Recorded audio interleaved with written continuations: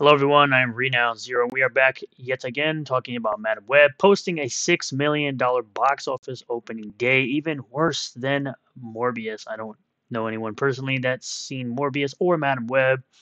I wasn't interested in seeing either one of them, but I will be just reporting on this, the fact that an awful box office opening day, as well as an awful box office opening weekend.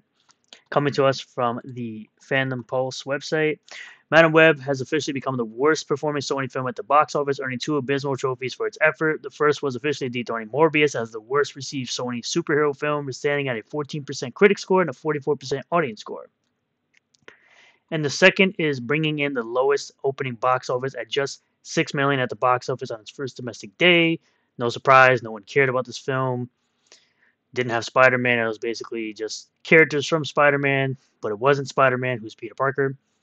It almost feels unfair to compare Morbius to the unmitigated disaster that is Madam Web. Jared Leto at least seemed to have some fun playing the character of Morbius. Meanwhile, Dakota Johnson was so outraged by Madam Web that she fired her talent agency and went on to complain about the production of the film as being a mess. Madam Web had a budget of $80 million, and that doesn't include any of the marketing Sony dumped onto their latest trash fire. Morbius had a slightly smaller budget of just $75 million, and while universally panned, it did manage to bring in a worldwide box office total of $167.5 million. And for those who believe Madam Web may find a way to crawl out of the financial hole and turn a profit, Morbius also brought in more than double Madam Web on its opening day box office with $17.3 million. And of course, you got things like Craven coming out. Madam Web is already under fire for changing Spider-Man's iconic "with great power comes great responsibility" line. In the film, she instead said, "When you take on the responsibility, great power will come." That sounds absolutely terrible. The cast appeared desperate at the premiere, appearing in scandalous attire in order to distract from the film's contents with their near-nude bodies on display. This wasn't indicative of what was in Madam Web, as there wasn't very much of Sydney Sweeney to be viewed in a cheesecake manner to save the film. Probably would have done better if they did. There are many reasons why Madam Web was destined to fail. The signs were apparent from the day the film was announced, and while it does have some talented actresses, they could not redeem the awful decisions made by the director and writers. The only real question remains is how much lower can Madam Web fall? Well, we do know that it had the absolute worst box opening ever for Sony's Spider-Man movie franchise.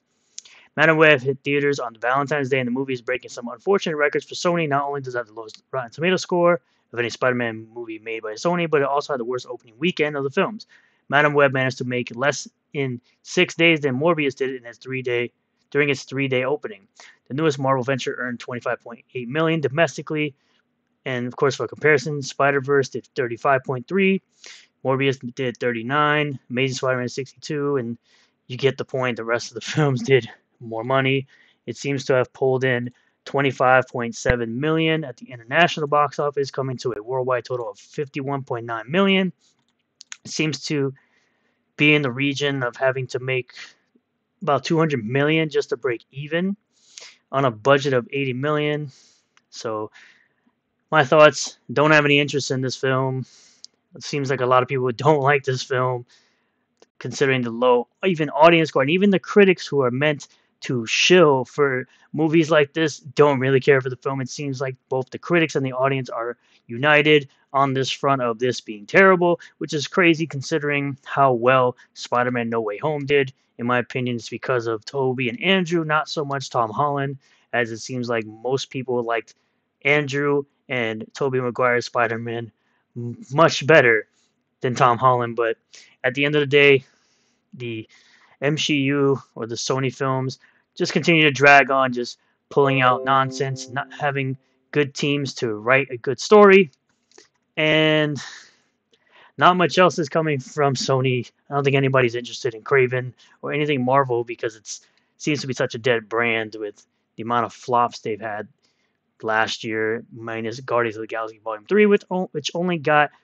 a profit based on word of mouth. Thank you all for checking out this video. I really do appreciate all the new subscribers, returning subscribers, new viewers, returning viewers. If you do like this video, hit the like button, comment below how you feel about all this, subscribe for more content, hit the bell for notifications, set the bell to all.